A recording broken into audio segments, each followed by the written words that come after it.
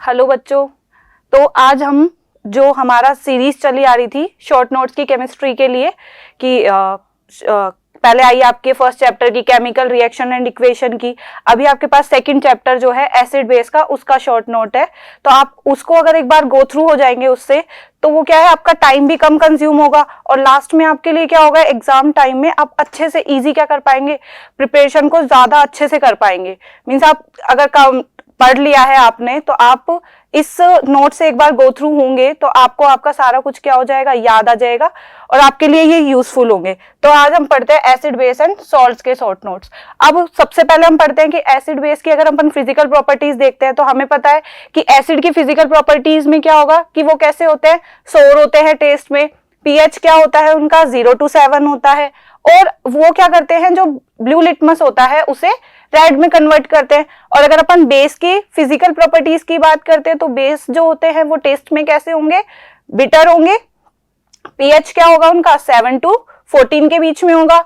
और जो उनका लिटमस होगा, मीन्स रेड लिटमस को वो किस में कन्वर्ट कर देते हैं, ब्लू में कन्वर्ट कर देते हैं। और अगर अपन बात करते हैं कि अब हमें पता कैसे लगता है, जैसे यहाँ पर अगर अपन देखते हैं कि इंडिकेटर यूज करते हैं एसिड बेस को आइडेंटिफाई करने के लिए, तो नेचुरल इंडिकेटर जैसे कि टर्मरिक लेते हैं और लिटमस पेपर हो गया। अभी हमने लिटमस पेपर का देखा ही था कि वो एसिड होगा तो वो ब्लू टू रेड हो जाएगा, लेकिन अगर बेस हुआ अगर हमारा सब्सटेंस तो रेड लिटमस टू किस में कन्वर्ट हो जाएगा, ब्लू में। ऐसे ही अगर सिंथेटिक इंडिकेटर मींस जो बनाए जाते हैं, मैन मेड है, वो कौन से हैं, मिथाइल ऑरेंज और फिनोफ्थलीन होता है। फिनोफ्थलीन जो होता है वो एसिड में तो कलर चेंज नहीं करता है, लेकिन जैसे ही अगर अपन बेस में उसको यूज करते हैं तो वो क्या कर देता है, पिंक कलर शो कर देता है, जिससे हमें पता लग जाता है कि जो हमारा गिवन सब्सटेंस है वो एसिड है या बेस है। अगर अपन बात करते हैं केमिकल प्रॉपर्टीज ऑफ एसिड और बेस की, तो अगर एसिड है उसने मेटल के साथ रिएक्ट करेगा तो वो क्या बनाएगा, सॉल्ट और हाइड्रोजन गैस इवॉल्व करेगा। और हाइड्रोजन गैस के बारे में हमें कैसे पता लगेगा, अगर अपन क्या करते हैं, कोई भी बर्निंग कैंडल उसके पास में ले जाते हैं तो वो क्या करता है, पॉपअप साउंड प्रोड्यूस करता है, राइट। अब अगर अपन बात करते हैं कि एसिड जो है वो मेटल कार्बोनेट या मेटल हाइड्रोजन कार्बोनेट से रिएक्ट करता है तो वो सॉल्ट देगा, CO2 प्रोड्यूस करेगा और H2O गैस प्रोड्यूस करेगा, राइट। एसिड और बेस जो होते हैं दोनों, अगर एसिड और बेस रिएक्ट कर रहे हैं तो कौन सी रिएक्शन हो जाएगी, हमारी न्यूट्रलाइजेशन रिएक्शन होगी, जिससे हमें सॉल्ट प्लस में वाटर मिलता है। अगर मेटल ऑक्साइड है, मींस अब अगर अपन बात करते हैं मेटल ऑक्साइड की, तो मेटल ऑक्साइड का जो नेचर होता है वो बेसिक नेचर होता है। तो अब वो क्या करेगा, एसिड के साथ में रिएक्ट करेगा। जब मेटल ऑक्साइड एसिड के साथ रिएक्ट करता है तो सॉल्ट प्लस वाटर बनाता है। और अगर नॉन मेटेलिक ऑक्साइड होता है वो बेस के साथ रिएक्ट करेगा तो वो भी क्या बनाएगा, सॉल्ट प्लस वाटर। अब यहाँ पे जो मेटालिक ऑक्साइड लिया है वो तो बेसिक नेचर का हो गया, तो जो नॉन मेटालिक ऑक्साइड होंगे वो किस नेचर के होंगे, एसिड नेचर के। तो हम यहाँ तीनों से देख सकते हैं कि एसिड और जो बेस है वो क्या बना रहा है, सॉल्ट प्लस वाटर। यहाँ पे भी नॉन मेटालिक ऑक्साइड जो है वो बेस का काम करेगा और ये एसिड का, तो भी सॉल्ट एंड वाटर बन रहा है। और अगर नॉन मेटालिक ऑक्साइड जो कि नेचर में कैसे होते हैं, एसिडिक होते हैं, तो वो बेस से रिएक्ट करेंगे तो क्या बनाएगा, सॉल्ट प्लस वाटर। अब क्या होता है कि दोनों में कॉमन चीज क्या है, कि जैसे एसिड और बेस में कॉमन क्या है, एसिड और बेस जो होते हैं वो मेटल के साथ रिएक्ट करके salt plus hydrogen gas produce करते हैं। जब अगर अपन बात करते हैं बेस के साथ जो मेटल होंगे, वो मेटल जो होते हैं वो होते हैं एम्फोटेरिक मेटल। और एम्फोटेरिक मेटल अगर सिर्फ हम इस वाले मेटल की बात करते हैं तो यहाँ पे होता है हमारा जिंक, एल्यूमिनियम। सिर्फ इस वाली रिएक्शन के लिए हम बात करते हैं, बेस प्लस मेटल के लिए जिंक और एल्यूमिनियम जो होंगे वो जैसे रिएक्ट करेंगे तो salt plus hydrogen gas evolve करते हैं। अब जैसे अगर अपन ने एसिड लिया, उसको अगर हमने वाटर में डिसॉल्व किया तो वो क्या करेगा, H प्लस आयन प्रोड्यूस करता है। ये एसिडिक प्रॉपर्टी शो करते हैं। जो substance H plus ion produce करेंगे in aqueous solution, then they show acidic nature. और अगर NaOH की बात करते हैं, मींस NaOH बेस होगा जो कि क्या करेगा, एक्वस सॉल्यूशन में OH माइनस आयन क्या करेगा, प्रोड्यूस करेगा। बेस जो होते हैं, बेस दो तरह के हो गए, एक तो होते हैं जो वाटर में सॉल्युबल होते हैं और जो वाटर में सॉल्युबल नहीं होते हैं। तो base which are soluble in water are called alkalis, जो कि क्या होते हैं, सॉल्युबल हो जाते हैं वाटर में, उनको तो हम क्या बोलेंगे, एल्कली। जैसे कि हमने देखा यहाँ पे NaOH, तो यहाँ पे हम इसका एग्जाम्पल भी लिख सकते हैं, क्या आ जाएगा, NaOH, राइट। अगर अपन दूसरी बात करते हैं कि all alkalis are base but all bases are not alkalis, मतलब कि जो बेस है, बेस का तो हमने देखा कि OH माइनस होगा तो वो बेस होगा, लेकिन जरूरी नहीं है कि हर किसी जो बेस है OH माइनस उसमें वो सारे ही क्या हो सके, वाटर में डिसॉल्व हो सके। तो जो वाटर में डिसॉल्व होंगे वो एल्कली होंगे और जो नहीं होंगे वो एल्कली, मतलब बेस तो होगा लेकिन वो एल्कली नहीं होगा। ठीक है, अगर अपन बात, अभी हमने बात कर लिया कि एसिड जो होता है वो H+ देते हैं और जो बेस होते हैं वो OH माइनस देते हैं। अब देखो एक चीज हम समझते हैं कि अब हमसे पूछा जाता है कि वाटर में एसिड मिक्स करना है या एसिड में वाटर मिक्स करना है, तो हम इसमें कंफ्यूज रहते हैं। हम सोचते हैं दोनों ही एक ही प्रोसेस है, मिक्स ही तो करना है, चाहे वाटर में एसिड डालो चाहे एसिड में वाटर डालो, लेकिन ये दोनों क्या होती है, अलग होती है। होता तो सेम वही मिक्स वाला ही है लेकिन प्रोसेस क्या है, अलग है। हमें क्या करना पड़ता है, हम वाटर में ड्रॉप वाइज कंटिन्यूस स्टीयरिंग करते हुए, मतलब हिलाते हुए क्या करते हैं, एसिड मिक्स करते हैं उसके अंदर। ड्रॉप वाइज हमें क्या करना पड़ता है, एसिड डालना पड़ता है। क्यों? क्योंकि जब हम उसके अंदर ड्रॉप वाइज एसिड डाल रहे होते हैं तो वो क्या कर रही होती है, हीट रिलीज कर रही होती है।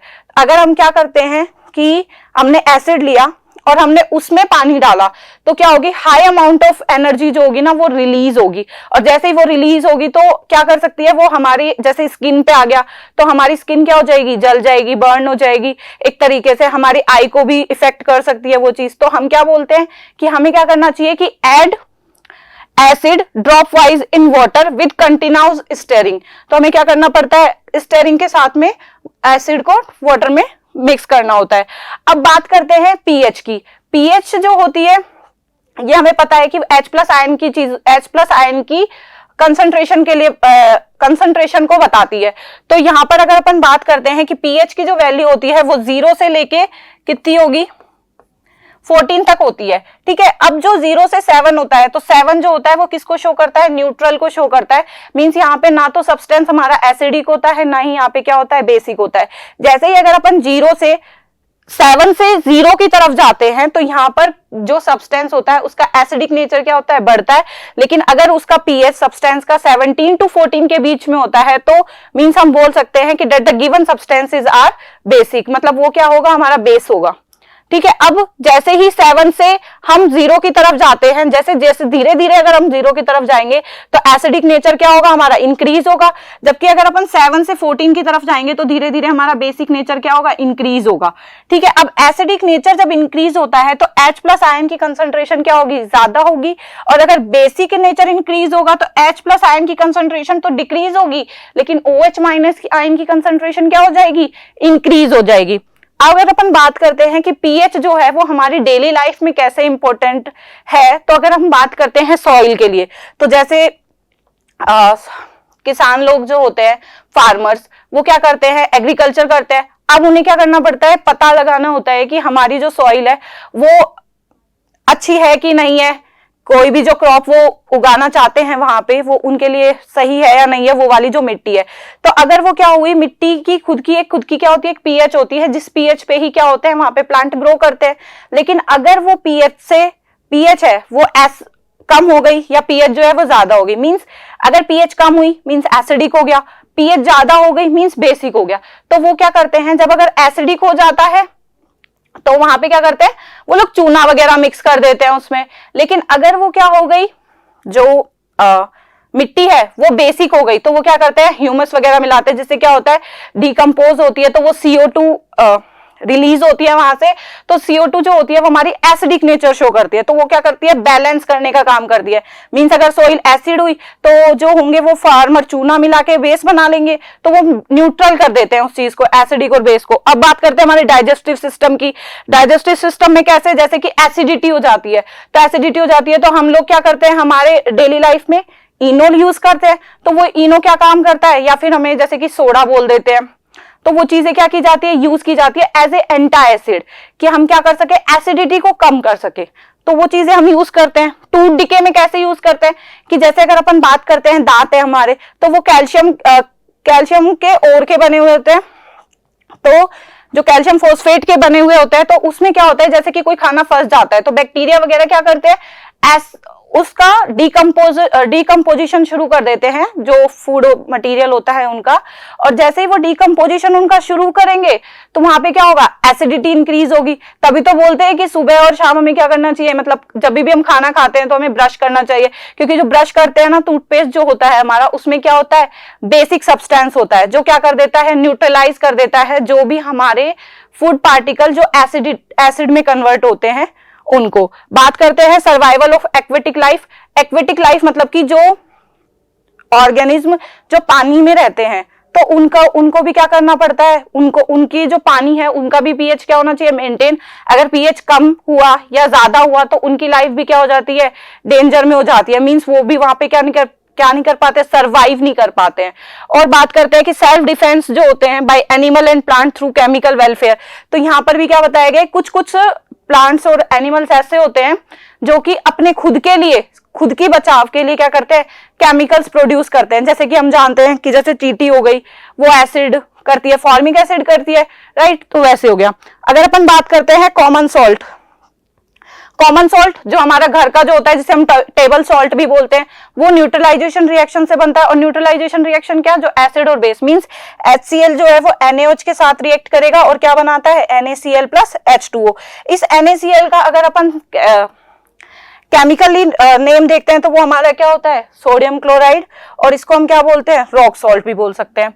नेक्स्ट देखो, अब जो क्लोर एल्कली प्रोसेस क्या होती है, तो NaCl जो है वो जब वाटर के साथ रिएक्ट करता है तो वो क्या बनाता है, NaOH प्रोड्यूस करता है, Cl2 प्रोड्यूस करता है और H2 प्रोड्यूस करता है।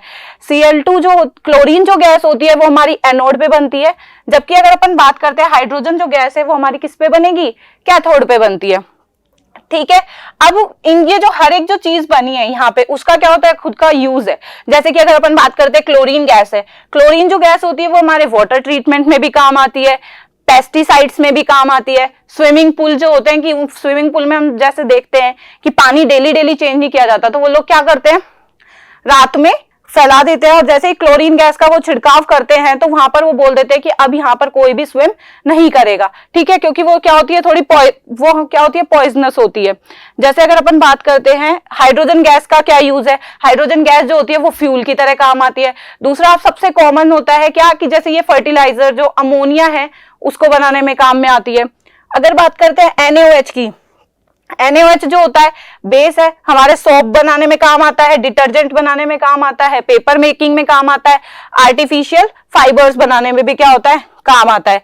अगर अपन बात करते हैं ब्लीचिंग पाउडर की, ब्लीचिंग पाउडर जो होता है वो किसका बना हुआ होता है, कैल्शियम हाइड्रोक्साइड की जब रिएक्शन हम Cl2 के साथ करते हैं तो हमें क्या मिलता है, ब्लीचिंग पाउडर मिलता है, और प्लस में H2O गैस बाई प्रोडक्ट में मिलती है। और ब्लीचिंग पाउडर का जो यूज होते हैं वो क्या होते हैं, कॉटन में, वुड पल्प में, वो क्लॉथ को वॉश करने में काम आता है।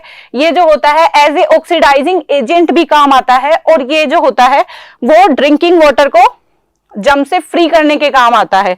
नेक्स्ट अगर अपन बात करते हैं अनदर सोल्ट, वो होता है हमारा बेकिंग सोडा। और अगर अपन बेकिंग सोडा देखते हैं तो इसका जो फॉर्मूला होता है वो आता है NaHCO3, जो कि है सोडियम हाइड्रोजन कार्बोनेट। अब ये बनता किससे है, इसको तो हम बोलते हैं कि NaCl और H2O जो होता है, जब NaCl का एक्वस सॉल्यूशन होता है उसको हम ब्राइन सॉल्यूशन बोलते हैं। तो ब्राइन सॉल्यूशन को में जब हम CO2 और अमोनिया पास कराते हैं तो हमें मिलता है अमोनियम क्लोराइड, और एक मिलता है हमें हमारा baking soda, means sodium hydrogen carbonate, NaHCO3। अब जो NaHCO3 है, इसको अगर अपन हीट करते हैं तो हीट करने पे हमने देखा कि हमें क्या मिला, सोडियम कार्बोनेट मिला, H2O मिला और CO2 मिला।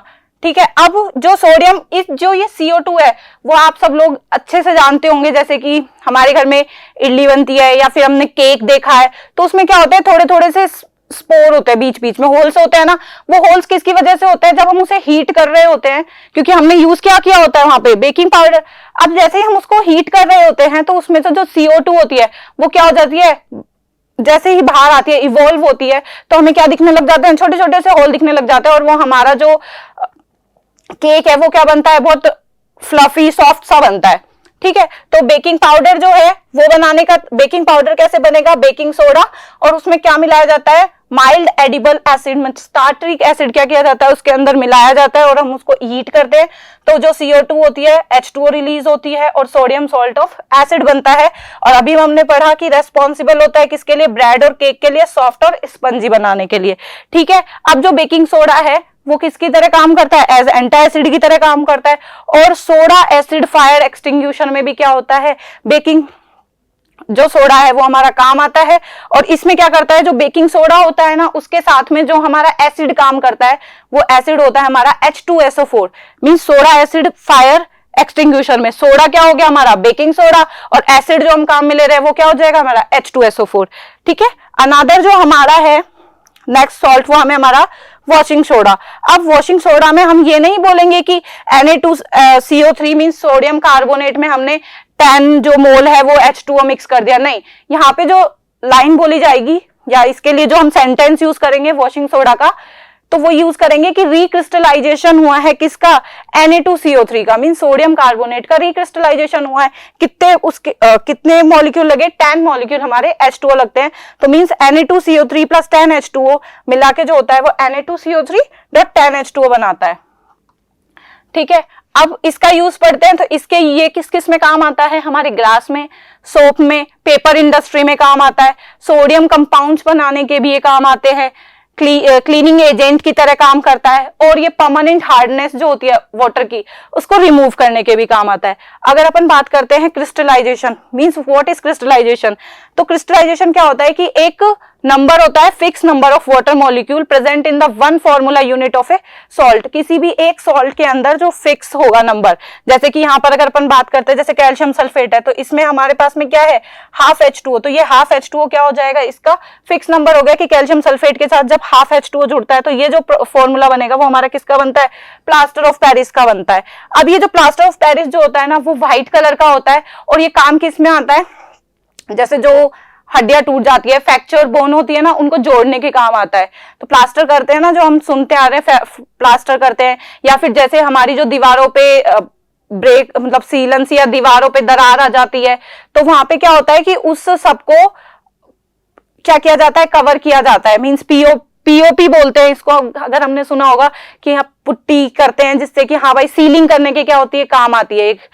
और इसमें क्या होता है जब हमने हाफ H2O मिलाते हैं, मींस 1/2 H2O जब इसमें हम ऐड करते हैं तो हमारा क्या मिलता है, कैल्शियम सल्फेट .2 H2O मिलता है, जिप्सम, जो कि क्या होता है हार्ड होता है। मींस जब अगर हम POP के अंदर वाटर ऐड करते हैं तो जो हमें हार्ड सब्सटेंस मिलता है उसी को हम क्या बोलते हैं, जिप्सम बोलते हैं।